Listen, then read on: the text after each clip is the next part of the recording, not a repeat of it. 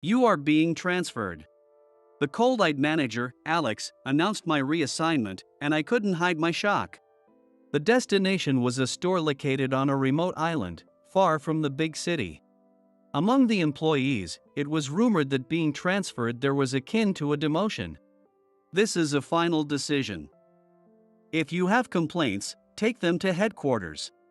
Faced with Alex's stern words, I couldn't argue. However, on this island, surrounded by crystal clear skies and the vast ocean, I was destined to encounter something extraordinary. Will you, with me? Captivated by her blushing smile as she extended her hand, I found myself naturally reaching out to take it. My name is Michael. I work at a major sports goods company, Williams Sporting Goods. My main duties involve stocking and managing orders at the retail store. I handle inventory in the backroom, tracking sales and arranging supplies. But then, Michael, help! The register just stopped working. Can you fix this? A coworker from my team pointed to a malfunctioning register. After a quick check, it seemed to be a minor issue I could handle without calling for a technician. I grabbed some tools, made a few adjustments, and the register was back in action. Thank you, Michael. As she enthusiastically shook my hands up and down, another colleague peeked in. Michael, can you come here for a second? I finished setting up the hiking gear section. Can you check if it looks okay? He led me to the hiking section. In the hiking section, various items like boots, backpacks, and trekking poles were neatly arranged. I took a moment to survey the layout. It looks good, but this backpack is for women, right? Maybe it'd be better placed lower, where it's easier to reach. I thought it looked better higher up, but yeah, you're right. Women are generally shorter than men. And this bear bell, why not put it somewhere more visible? With all the recent bear incidents, I think customers might be more inclined to buy one if they see it right away. Good point. He stroked his chin thoughtfully and began reconsidering the layout. Just then, another coworker appeared, calling out, Michael! Michael! Help! There's a foreign customer asking for product recommendations, but I'm terrible at English.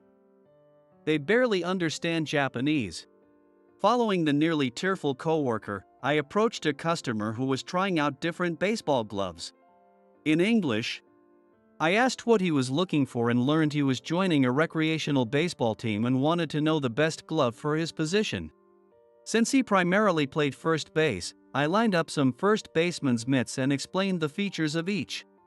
After trying several, the customer seemed undecided. Observing his attire and mannerisms, I suggested one that seemed like a good fit, and he ended up loving it enough to buy it. Thank you. It's great having you at this store, Michael. Seriously, you're so helpful. You're good with machines, knowledgeable about products, and you can speak English without hesitation. As my coworkers gathered around, singing my praises, Alex appeared. It's still work hours. Stop slacking and get back to your tasks. Okay, they replied reluctantly, dispersing to their respective duties. And you, Michael? Isn't your job something other than customer service or displays? Sorry, but isn't it natural to step in and help when others can't handle something? At this, Alex shot me a cold glare. Just get back to your station. His sharp tone sent me straight back to the stockroom. Alex had always been strict and unapproachable, but lately, he seemed especially harsh toward me in particular. As I sighed, I noticed Alex making a phone call, his expression grim. Something about it gave me a bad feeling. And that feeling turned out to be right. The next day, as I arrived at work, Alex called me over and said, Michael, you are being transferred. I couldn't hide my shock at the location Alex coldly announced. It was a store on a remote island, far from the big city. The very existence of a store there was puzzling, and among the employees, it was rumored that being sent there was essentially a demotion. Why is Michael being sent to some remote island? Alex, we'll be in trouble if Michael leaves. Employees who had apparently been eavesdropping voiced their shock and objections. But when Alex shot them a glare, everyone fell silent. This is a final decision. If you have complaints, take them to headquarters. After Alex's stern declaration and departure, the employees gathered around me. Michael, what are we supposed to do without you? That's definitely just Alex being spiteful. He's always been envious of you. I bet he's worried you'll take his position as manager. Since you're so capable. As my coworkers chattered noisily, I gazed out the window. The clear blue sky outside stood in stark contrast to the turmoil inside me. After about 3 hours of weaving through the waves on a jet boat, I arrived at my destination. Stepping off the boat, I took a deep breath, filling my lungs with the island's pristine air. Looking up, I saw seagulls circling in the cloudless blue sky.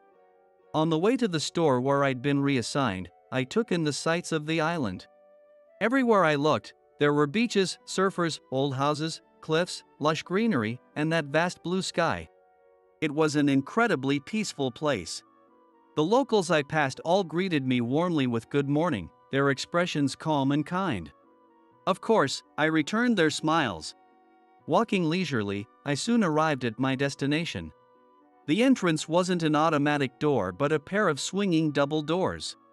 Excuse me, I'm Michael. I've been assigned here starting today. As I entered and greeted the store, a woman sitting at the register, reading a book, looked up. Her short, neatly trimmed hair suited her cute features perfectly. The moment our eyes met, I felt as if my heart had been struck by lightning. This was what people called love at first sight. Her wide, jewel-like eyes opened even wider as she stared at me. When I tilted my head in confusion at her expression, she pursed her lips slightly. She might have been surprised that I'd arrived earlier than expected. Hold on a moment. She stood up and rang a bell sitting on the counter. As I admired her voice, which felt vaguely familiar and endearing, 4 men emerged from the back room. I'm Claire. I'm the manager here. Just call me Claire. And these are the employees. There are 2 more, but they're off today.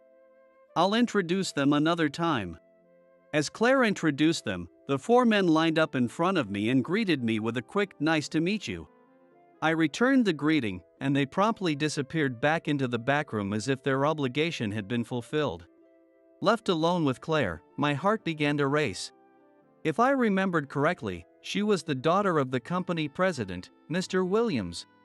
I hadn't realized she was such an incredible person. If I had known, I would have worked harder to get assigned to her store sooner. While my mind spun with these thoughts, Claire continued speaking.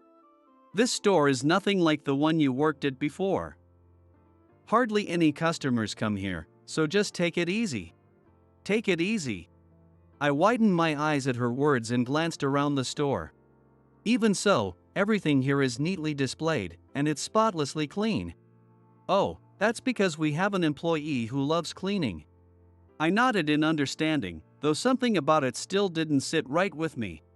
As I stared at Claire, she frowned slightly, her cheeks reddening, and asked, "What are you looking at?" Adorable. No, wait. I pulled myself together and studied her again. Her eyes seemed to hold a mixture of hope and resignation. Claire, deep down, you don't really think it's okay not to work properly, do you? Ha? My words left her mouth hanging open in surprise.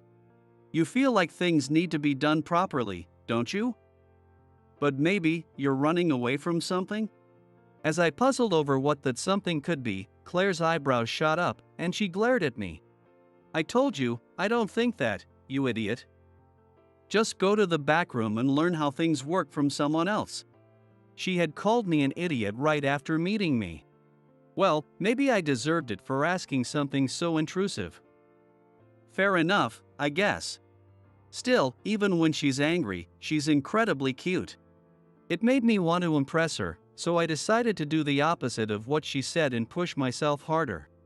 The next day, while I was at the backroom computer researching something, Claire appeared beside me. What are you doing? Just looking something up. Aha! Well, never mind that. I'm going to show you around the island. Right now? I glanced up at the clock. I had just come back from lunch, so it was a little after 1 p.m. You and I both have supply work this afternoon, right? But today's not a delivery day, and we haven't sold anything, so there's no need to order. We're free. Without waiting for an answer, Claire headed outside. I closed the browser and rushed after her. I had no intention of missing this chance to be alone with her. The only sounds were the waves and wind rustling through the trees, accompanied by the cries of seagulls overhead. Claire and I walked side by side along a road completely free of cars. Naturally, I took the driveway side. After a while, we arrived at the port. The very spot where I first set foot on this island. Now, there were no ferries or jet boats, just a cluster of fishing boats bobbing on the water. That's the only convenience store on the island. It's not like the ones in the city, the selection is pretty sparse. And it closes when the sun sets. Peering through the glass walls, I saw an older man who seemed to be the clerk, sitting at the cashier and reading a newspaper. Claire had been reading a book when I first arrived, too. People here sure seemed relaxed. The shops are all clustered in this area. As she spoke, she introduced the stores lined up along the coast, one by one. When I glanced out at the sea, I saw 3 surfers enjoying the waves. After that, she showed me the town hall, the clinic, the police box, lodging facilities, and the elementary school, bringing us to about halfway around the island. We had reached the northern part of the island. There were no houses, no shops, not even a hint of people in this area. Just overgrown vegetation, sandy beaches, the sea, and the vast blue sky. Nobody comes here. It's my favorite spot. You're the first person I've ever told about it. Even though there was no one else around, she leaned in close and spoke in a low voice, making my heart race. She sat down on the sandy ground, and I followed suit. The ocean breeze played with her hair. Still, getting transferred to such an unremarkable place must have been tough for you, Michael. Not at all. This island is peaceful, the nature is beautiful, and it's wonderful here. I'm determined to do my best. Claire tilted her head. Do your best. But I told you, there's nothing to do here. No, there is something we can do. There isn't. Hardly any young people live here. There's only one elementary school, and it doesn't even have 10 students. At best. Those kids come to buy sneakers, or the teachers buy supplies for their lessons. That's about it for our store. No, there is something. Look. I pointed at the ocean, but Claire only tilted her head in confusion. It seemed she didn't understand what I meant. Yesterday and today, I saw people surfing out there. This ocean is perfect for surfing. The waves are great. When I looked it up online earlier, I found out this spot is known among certain surfers as a hidden gem. If we promote this, we could attract more surfers. We could target them by selling surfboards and wetsuits. Claire studied the waves in front of us intently.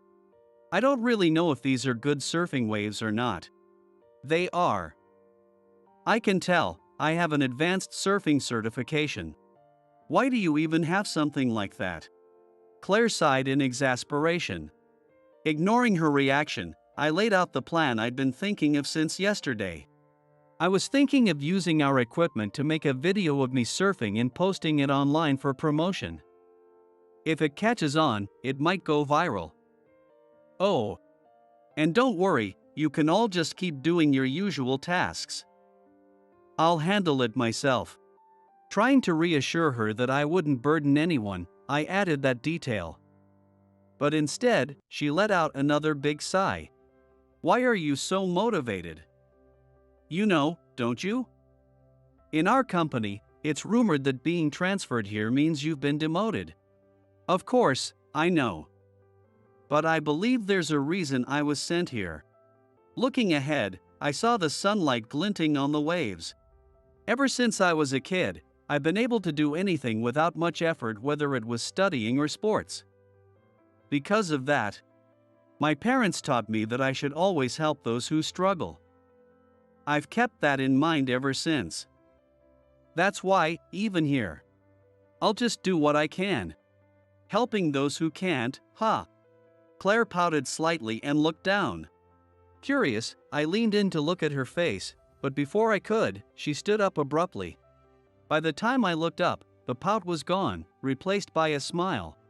Let's do it together, then. Not just me, but everyone in the store. We don't have much else to do, so why not try it for fun? Still sitting on the sand, I watched as Claire extended her hand toward me with a smile. The sunlight reflecting off the waves seemed to form a halo around her. Mesmerized by her radiance, I instinctively reached out and took her hand.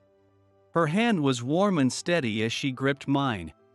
The project, which we named the Surfing Spot PR campaign, was announced by Claire to the entire team. I've already contacted headquarters to request a full set of surfing gear. Once it arrives, we'll kick things off. Michael will do the surfing. Leo will handle filming, and Ryan will help with transporting equipment. Max will edit the video and use it for promotion.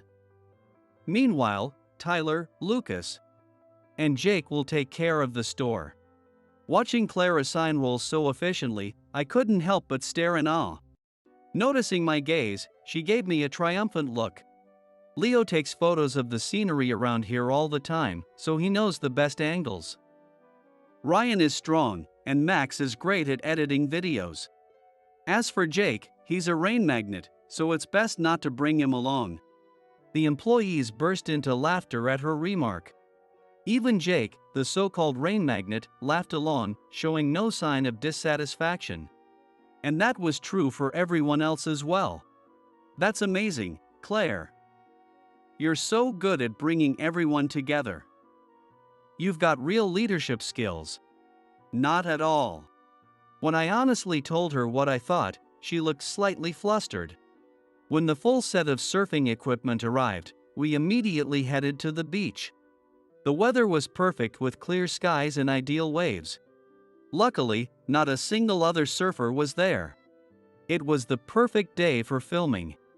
It had been 3 years since I last surfed, back when I got my certification. But it didn't take long to get the hang of it again. Within 10 minutes, I was riding the waves smoothly. The waves here were easier to ride than any I'd experienced before. I got so into it that I forgot we were filming and just enjoyed surfing to the fullest. Michael, we've got enough footage. Let's take a break and head back. Hearing Claire call out, I glanced at my watch and realized I'd been riding waves for 2 hours. As soon as I became aware of it, a wave of exhaustion hit me. When I returned to the shore, I found Claire, Leo, and Ryan sitting on a spread-out plastic sheet. Leo was busy reviewing the footage, staring intently at the camera screen. I made lunch. If you'd like, help yourself, Claire said, opening a large lunchbox. Inside the boxes were homemade rice balls and various side dishes. My stomach growled loudly. Did you make this yourself, Claire? Well, yes, sort of, she replied, her cheeks tinged with pink. Grateful, I raised my hands in surrender and decided to partake. There's dessert too. I didn't have time to make it, so I bought it from the convenience store, sweet dumplings. Oh, I'll skip the lunch. Just give me the dessert, Ryan quipped. Hey, Ryan. That's rude, Claire protested. If Ryan doesn't want it, I'll eat it all myself, I said, pulling the lunchbox closer while Ryan grabbed the dessert package. Claire, though chiding me with "you'll get a stomachache if you eat that much," seemed pleased watching me enjoy her food. The promotional video edited by Max using Leo's footage was uploaded to a major video platform, thanks to Claire's connections with headquarters. In just one day, the video surpassed 10,000 views. While surfers were the primary audience, many viewers were also captivated by the ocean, sky, and natural beauty showcased in the video. This led to an influx of visitors to the island. We pushed surfing gear to the forefront in the store, resulting in a significant boost in sales. When even professional surfers started showing up, we were genuinely stunned. Moreover, the increased tourist interest in activities beyond surfing brought newfound vitality to the entire island. It was a welcome and unexpected outcome. And now, a toast to celebrating our record-breaking sales. Claire cheered, kicking off our celebration. Though modest, it was a gathering in the store's backroom after closing, with everyone sharing drinks and snacks they had brought. Claire's homemade dishes, like omelets and fried chicken, were a treat for me. You know, the store feels so different at night, like it has a unique charm, like being in a school after hours. Hearing that, Lucas nodded and said, "Yeah, that's true." Speaking of schools at night, that reminds me of ghost stories. I heard there's an old one tied to this island from a local, Jake said. What kind of story? Tell us. Ryan asked eagerly, his voice brimming with anticipation. Jake set down his beer can and adopted a serious expression. Long ago, a ship sank off the northern shore of this island. Apparently, it belonged to a group of troublemakers who had been plundering the surrounding islands. The locals decided to teach them a lesson and sabotage the ship. It's said that the crew, who perished in the wreck, became vengeful spirits. Every night, they wander the northern beach, and those who see them are cursed with misfortune. A heavy silence fell over the group. Suddenly, Tyler clapped his hands, startling Claire, who jumped in her seat. Let's have a test of courage. We'll pair up and head to the northern beach. That sounds fun. Let's do it. Ryan chimed in enthusiastically. Fueled by excitement, Tyler grabbed a piece of paper and eagerly started drawing lots for the pairs. Let's not do this. If there's a legend like that, it probably means the northern beach is dangerous at night, Claire argued. What's this, Claire? Are you scared? No, of course not. Ryan grinned as he spoke, and Claire shot back with a flustered tone, visibly agitated. Then Claire goes first. Tyler held out the lot drawing, and Claire hesitantly wrote down her name. Okay, next is Michael. Tyler said, holding the paper in front of me with his finger strategically placed on one line. I tilted my head in question, but he just smiled brightly. Reluctantly, I wrote my name in the designated spot, prompting Tyler to nod in satisfaction. Once everyone had written their names, the results were announced. I ended up being paired with Claire. Tyler, you set this up, didn't you? I whispered to Tyler, making sure Claire couldn't hear. He grinned mischievously. Of course I did. You like Claire, right? I'm rooting for you. Go for it. Far from being annoyed, I was actually grateful and thanked him. With a flashlight in hand, Claire and I headed toward the northern beach. The northern beach was the spot Claire had recommended earlier, saying no one ever went there. Perhaps the ghost story was the reason for its emptiness, even during the day. Unlike when she guided me around the island, Claire's pace was much slower this time. Are you okay? We can forfeit if you want. What? Do you think I'm scared of ghosts too, Michael? Not at all. Suddenly, I remembered one of my students from when I worked part-time as an online English conversation tutor. That was back when I was studying abroad in the US. Because it was summer, I told a ghost story in English, and even though the student was clearly terrified, she tried to act tough, saying, I'm not scared at all. As I recalled this, the bushes nearby rustled suddenly. Ah! Claire let out a cute scream, clinging to my arm. It turned out to be a black cat leaping out from the bushes. Without a collar, it was likely a stray. It crossed in front of us and disappeared. A black cat. It's a bad omen when one crosses your path. Claire clung tighter to my arm. The softness I felt made my brain momentarily overheat. But I quickly composed myself. In Japan, a black cat crossing your path is considered good luck. The bad omen idea is more of a foreign superstition. Really? So it's the opposite here compared to overseas. She seemed relieved, loosening her grip, though she didn't let go entirely. I noticed her trembling slightly. I couldn't force her to keep going like this. Claire, I think I'm getting scared of heading to the northern beach. What should we do? You're scared? Well, if you're scared, then we have no choice but to forfeit. Exactly. If I'm scared, there's nothing we can do. And so, we turned back, deciding not to continue to the northern beach. It was only then that Claire seemed to realize she'd been clinging to me. She quickly pulled away, flustered. Sorry. I was just startled for a moment. It's not like I was scared or anything. Her blushing face as she tried to explain herself was so adorable that I had to fight the urge to laugh. If I laughed now, I'd surely upset her. We walked a bit apart for a while, but before long, she edged closer to me, looking hesitant. I'm not scared or anything, but you are, right? So wouldn't it help if we held hands? Her flushed cheeks and upward glance made her look so endearing. It was as if she'd gathered all the cuteness in the world. That sounds like a good idea. Would you hold my hand? When I extended my hand, she took it. Her grip was firm, and I noticed her exhaling softly in relief.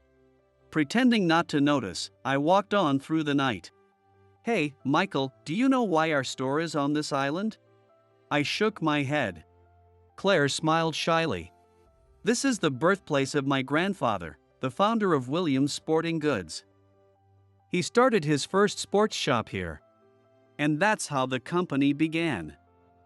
Even now, our company cherishes this island store because of that connection. Claire gazed up at the night sky.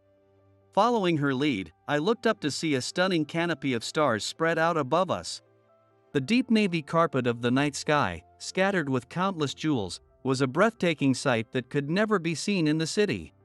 Being entrusted with such an important store just because I'm the president's daughter has always been a huge source of pressure for me. I used the lack of customers as an excuse to escape from that pressure.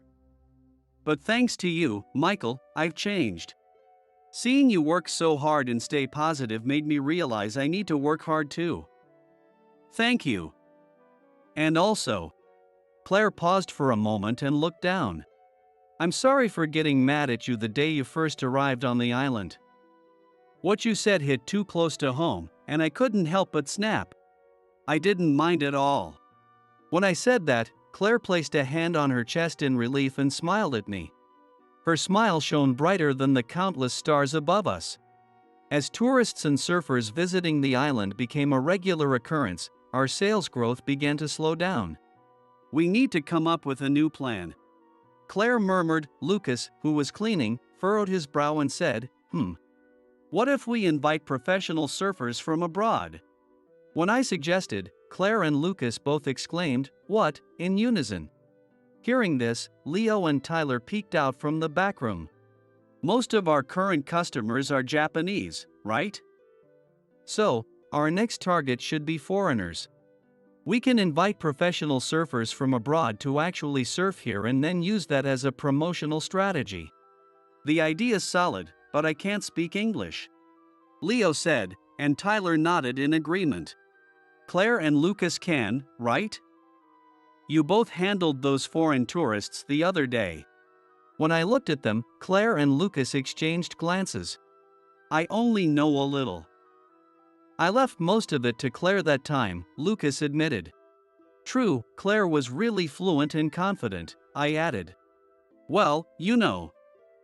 It's all thanks to certain experiences, Claire said, raising her eyebrows slightly. In contrast, Lucas frowned. Ryan and Jake aren't good at English either. I'd be worried about bringing in foreign customers with our current abilities. It's fine. I'm confident in my English. I scored 900 points on the TOEIC. Between your surfing certification and this, Michael, what exactly are you aiming for? Tyler asked, sounding exasperated. I scratched my cheek awkwardly. I wanted to be prepared for anything, so I tried a lot of things in college. I even studied abroad in the US. I've also passed certifications in sign language, Japanese, accounting, food specialties, tourism, travel management, and other specialized certifications. You're overqualified, Claire quipped, prompting laughter from the other employees. Well, let's give it a shot. Michael, teach us some English. We can't leave it all to you and Claire. Of course. The relaxed atmosphere seemed to encourage everyone, and they all nodded in agreement. Thanks to Claire's connections, professional surfers from the US, France, and Africa, among other countries, arrived on the island. Since they all spoke English, we decided to handle everything in English. Until their arrival, I led intensive English conversation lessons for the staff.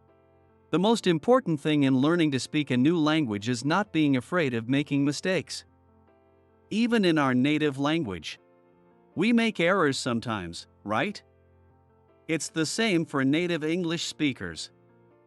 As long as your meaning gets across, it doesn't matter if you make a few mistakes.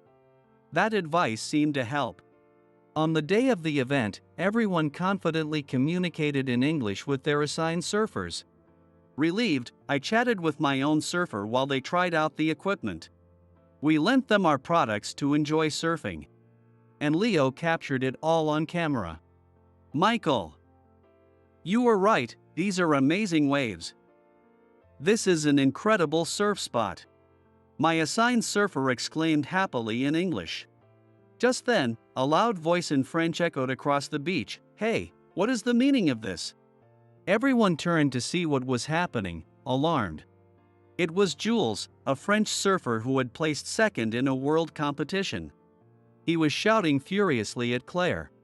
This surfboard broke after only a short time on the water. I almost got injured. You invited me all the way out here, and this is how I'm treated? The psychological shock is immense. How are you going to take responsibility for this? He seemed to have lost control due to his anger, reverting to his native French. Because of this, Claire, unable to understand what he was saying, looked pale. I told my assigned surfer to wait for a moment and headed over to them. As I got closer, I could see that Claire was on the verge of tears. It pained me to see her like that. I gently moved her behind me and stood in front of the still angry surfer. In fluent French, I said, "Please calm down." Hearing this, his expression shifted. You speak French fluently? Yes, quite well. May I take a look at the surfboard? I'd like to see how it broke. Jules seemed surprised by my fluency in French, and his anger seemed to dissipate. He willingly showed me the surfboard. This looks like it hit a rock or something. Where were you surfing? I asked. Looking sheepish, he replied. I'm sorry. Actually, I was surfing a bit west from here. There were fewer people there. Ah, the west side, there's a rocky area over there, isn't there? So you hit a rock? Yes. This isn't your product's fault. In my panic, fearing for my life, I lashed out and blamed you. I wasn't thinking clearly. And I'm sorry for that. He bowed his head to me first, then turned to Claire and repeated his apology in English before bowing to her as well. The surrounding crowd erupted in applause, cheers, and whistles. Relieved that the crisis had been averted, I felt a weight lift off my shoulders. After guiding the surfers back to their accommodations, we returned to the company housing, where everyone headed to their rooms. However, as I reached the entrance, I felt a small tug on my sleeve. It was Claire. I decided to stay. Thank you for earlier. When Jules came back from the ocean and suddenly started yelling, I couldn't understand him and got really scared. As she recalled the moment, tears began streaming down her face. A sharp pain tugged at my heart, and I instinctively pulled her into an embrace. Claire seemed surprised but didn't push me away. Instead, she wrapped her arms around my back. Still, Michael, it's amazing that you can speak French too. Just how many languages do you know? While still holding her, I counted on my fingers. Let's see, 4, no, 5? That's more than I expected," she said, stunned for a moment before giggling softly and resting her forehead against my chest. Our bodies pressed together, and my heart raced like a drum. "Thank you, Michael." The sound of the waves gently surrounded us. The PR campaign involving foreign pro surfers was a success, and now international visitors came to the island frequently. They bought surfing gear from our store, boosting sales even further. Additionally, we started a volunteer program teaching English to the islanders. In this way, the entire island became lively once again. It created a wonderful cycle of positivity. Amid this success, Alex, my former manager, showed up just as winter was approaching. "It's good to see you doing well. I've heard about it, how sales have increased here since your transfer. It's all thanks to the team at this store. I couldn't have achieved these results on my own." Alex stared at me with his usual cold eyes. Then, to my surprise, he bowed his head. "Michael, would you consider returning to our store? Ever since you left, things have been going wrong, and sales have been plummeting." Seeing Alex bowing deeply, I felt a pang of sympathy. But my decision was already made. "I'm sorry, Alex, but I'm staying here." Alex slowly raised his head in response. His usual stern look was gone, replaced by an expression full of regret. "You're right. I'm sorry for showing up suddenly and saying all this," Alex said, bowing his head slightly. I shook my head gently. "No need to apologize. Before my transfer, Mr. Williams, the president, explained everything to me. My reassignment wasn't just a demotion. It was for the sake of your team. You were worried that because I did everything, no one else would have the chance to grow." Alex remained silent, his gaze cast downward. "You interviewed me during the hiring process, didn't you? Do you remember? When I mentioned studying abroad in the US, you said, 'Just knowing English isn't enough in today's world.' I was so inspired by those words that I worked hard to learn as many languages as I could before joining the company. Thanks to you, I can now use my multilingual skills. You didn't just teach me the value of languages, you also showed me the challenges and joys of work." "Thank you." As I spoke, Alex finally raised his head. "Do you not resent me? Even though I'm the one who demoted you?" "Well, I was shocked when you told me I was being transferred, but now I understand the reason. Besides, I've gained so much from being here that I'm grateful, not resentful." A single tear slipped from Alex's eye. He quickly wiped it away with his sleeve and let out a sigh. "I've been telling my team not to rely too much on you, yet it seems I was the one who depended on you the most.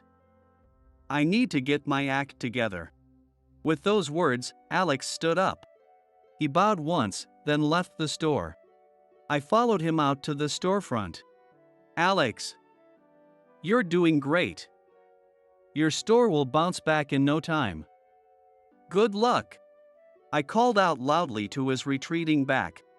Alex didn't turn around, but he waved his hand gently as he walked away. After his figure disappeared from view, I returned to the back room. There, I found Claire sitting at her desk, resting her chin on her hand, staring at me intently. "Are you going back to your old store?" "No."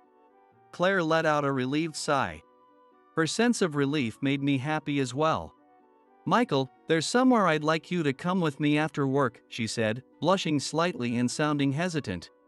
I nodded immediately without hesitation.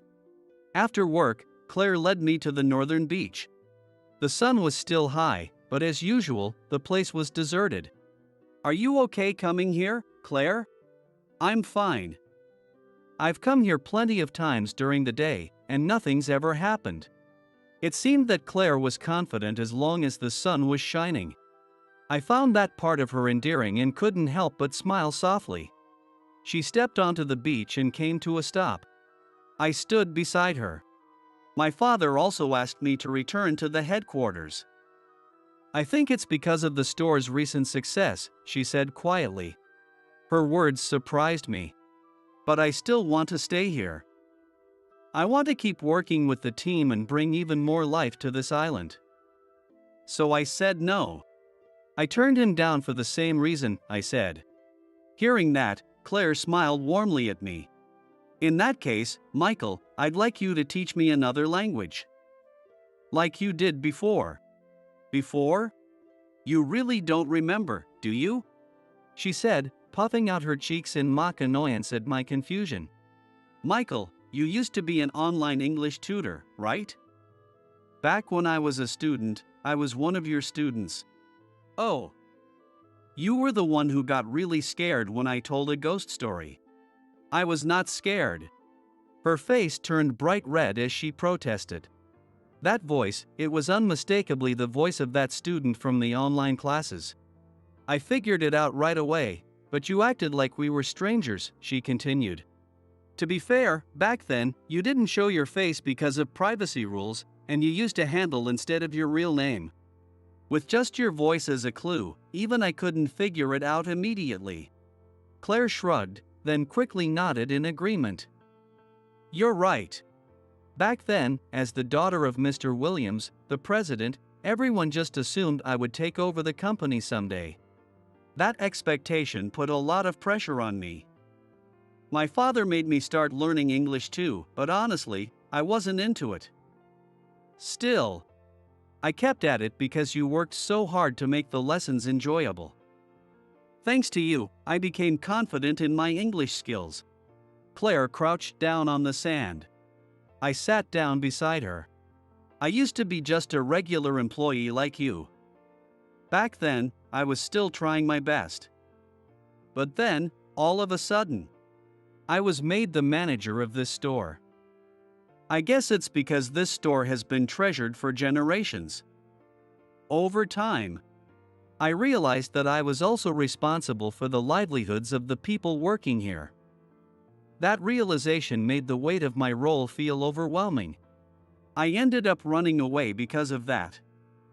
But I'm not going to run away anymore. Her determined eyes met mine, piercing straight through me. My heart skipped a beat. As if she wouldn't let me escape, she grasped my hand. I love you, Michael. I've felt that way ever since you taught me English. It was because of you that I found the strength to keep going. So, Claire seemed to shine brilliantly before my eyes. I realized with certainty that falling in love with her at first sight had been inevitable. I love you too, Claire. As I leaned in closer, her eyes widened slightly, and a blush spread across her cheeks. Then, as if making up her mind, she closed her eyes tightly. My heart overflowed with affection. Unable to hold back, I gently kissed her. A year had passed since my transfer. Looking at the calendar hanging in the back room, I marveled at how quickly time flies. Michael, a customer's asking for you, Lucas called out to me. When I stepped out, I saw Jules, the French surfer Claire had worked with during our international campaign. I greeted him with a big smile. I watched the broadcast of the recent World Championship. Congratulations on your win. As soon as I congratulated him, he scratched his head bashfully. You're still going strong, I see, he said, glancing around the store. Indeed, there were several customers browsing inside. Lucas, who had just called for me, was now explaining surfboards to a customer who seemed to be trying surfing for the first time. Claire was busy at the register, handling payments. Thanks to you using our surfboards and wetsuits to win, Williams's name has spread like wildfire in the surfing world. Not only has this store seen more customers, but headquarters has been flooded with orders. That's great. I hope this makes up for what happened back then. It more than makes up for it, it's paid back with interest.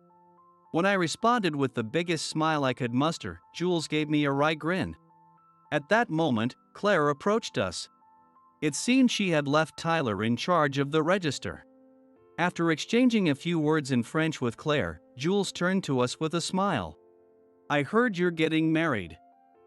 Congratulations. News travels fast. Thank you, I replied. As he said, Claire and I were soon to be married. On Claire's left ring finger was a matching wedding band, identical to mine, as she laughed bashfully. "We're planning to have the wedding here on the island," I added. "That's a great idea. The sea and sky here are beautiful, it'll be a fantastic wedding. Make sure to invite me." "Of course." After a firm handshake, Jules said he was heading to the ocean for some surfing. "We're going to have a lot of guests, huh? Your old manager, Alex, is coming too, right?" Claire asked. "Yeah.